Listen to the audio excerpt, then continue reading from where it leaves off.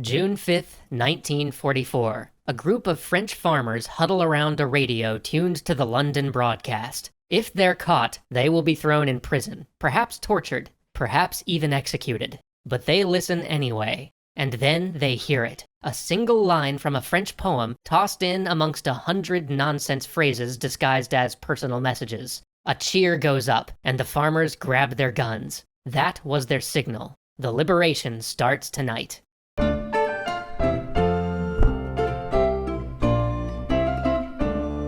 This episode is sponsored by Wargaming. New players can download World of Tanks and use the code NEPTUNE for free goodies. Link in the description.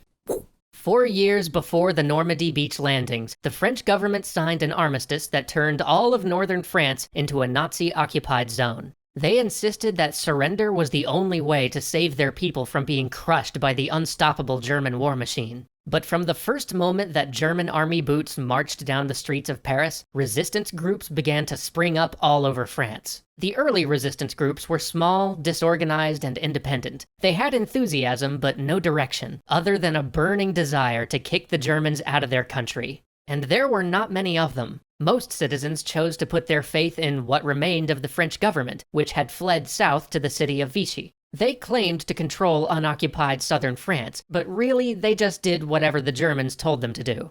The early resistance lashed out by attempting to hurt or even kill German soldiers, but all they really managed to do was provoke vengeance. Hitler ordered the mass execution and deportation of several thousand French Jews and communists in retaliation for strikes made by the early resistance groups. The message was clear: if you hurt our people, we will hurt yours more. The resistance needed to find ways to fight back without inviting retribution and making things worse. And things had gotten pretty bad. By now, the German war machine, which had ground up the French armies in less than 6 weeks, had a desperate need for natural resources and industrial power, two things that France had in abundance. They imposed tight rations on their French subjects and began redirecting all the wealth of France to fuel their conquering army. So that became the new resistance target. Take out the factories and the railroads so that the Germans couldn't use them anymore. As long as they didn't harm any Germans doing it, the harshest reprisals never came.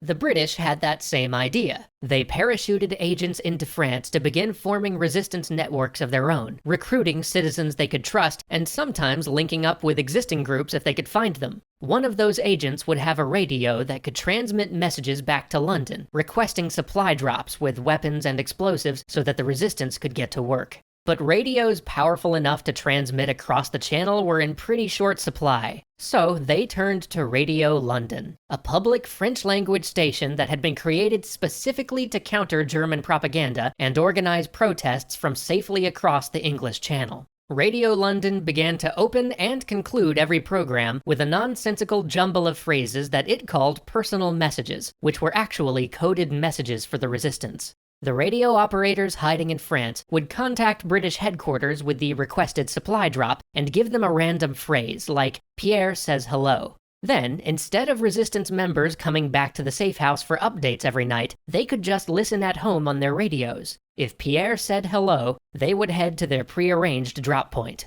This radio system, the same one that would be used on D-Day to call the Normandy resistance cells to action, was operated by yet another group devoted to the liberation of France, the Free French. Back when the Germans had taken over northern France, a little-known general by the name of Charles de Gaulle escaped across the Channel to England. He had been appointed to government office only 12 days before, but now found himself faced with the prospect of watching his country, and the government he was supposed to serve, surrender to Germany. De Gaulle would not have it. He got on the British radio and called for all of France to rise up and fight. He invited all the soldiers who had fled from the invading Germans to join him now in London to regroup and take their country back. And he vowed to keep speaking on the radio so that those who couldn't leave France would know that the flame of French resistance still burned bright. Inspiring words, but very few people heard them. Most French people weren't exactly in the habit of listening to British radio broadcasts at this point, but those who did began to spread the word. Of 100,000 French soldiers who had escaped to Britain, 7,000 decided to stay with de Gaulle. It was small, but it was a start. And with that start, de Gaulle vowed to take France back from the Germans and the Vichy government that had surrendered to them. He knew that a small force couldn't accomplish that task on its own. He needed to win support from Great Britain and the United States, and he needed to coordinate the scattered groups of the French resistance. Both would prove very difficult. Winston Churchill recognized de Gaulle as the leader of the Free French Resistance group, but he balked at acknowledging him to be the leader of France itself. After all, de Gaulle had never actually been elected leader of France, and now here he was trying to claim the right to lead a country that he couldn't even set foot in because its official government had sentenced him to death. To make matters worse, de Gaulle had a habit of rubbing President Roosevelt of the United States exactly the wrong way. But that same arrogance that drove Roosevelt away also proved to be the fire that de Gaulle had promised to keep burning for France. Piece by piece, he built a government in exile, appealing to both generals and bureaucrats to abandon the Vichy government and join his cause instead. Because of his determination to push himself forward as the true leader of France, he forced the Allies to treat France as an ongoing partner in the war effort, and not as a defunct and conquered nation like so many others under the German thumb. By 1942, 2 years before the landings at Normandy, his efforts had begun to bear fruit. He had appointed a leader to coordinate the French resistance cells on his behalf, and succeeded in forming a central committee that pledged its loyalty to him. British agents began to coordinate their own resistance efforts with de Gaulle's Free French, although they didn't trust him entirely. They did keep a few of their networks secret from him. Nevertheless, they worked together to create a detailed set of plans to support the upcoming Allied invasion. They would target crucial railroads, telephone systems, and electrical installations to sabotage the Germans' ability to mobilize their defenses once the Allies landed. And that once small resistance movement had grown enormously over the 4 years of occupation. Now, over 100,000 combatants stood ready with weapons and explosives that had been parachuted in by drops coordinated through Radio London. The Allies and the Free French had pushed back on German control in the wider French Empire, winning massive victories in the French colonies of North Africa, and proving that a properly organized French army could indeed stand up to the German war machine.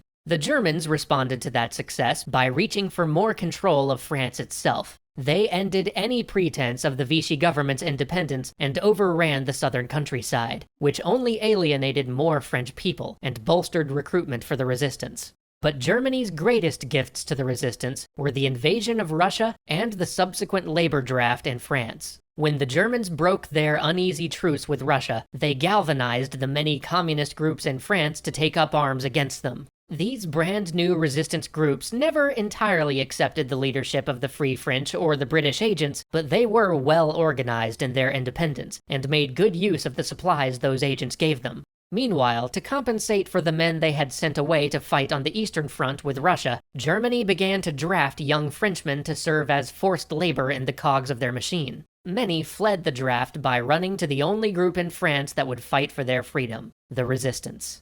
So when Resistance members gathered around their radios on June the 5th and finally heard the signal words that meant the liberation was on its way, they celebrated and then they got to work. In the span of a single day, they took down 577 railroads, 30 driving roads, and 32 telecommunications sites. They cut off several panzer divisions from moving north to join the German Defense Force, giving the Allies precious time to establish a beachhead before German reinforcements could arrive. And together with ordinary French citizens, many of whom now flooded to join the resistance in such numbers that the Allies didn't have enough weapons to supply them, they helped guide and support the paratroopers to strike key targets and begin dismantling German control of France. For all of the struggle, all of the setbacks, and yes, even the surrender that France faced, it was as de Gaulle predicted in that fateful radio address that first brought together the forces of the Free French. But has the last word been said? Must hope disappear? Is defeat final? No. Thanks again to Wargaming for sponsoring this Extra History episode. If you happen to be watching from Europe, check out the Extra Credits Choice Bundle in the World of Tanks Premium Shop. Link in the description.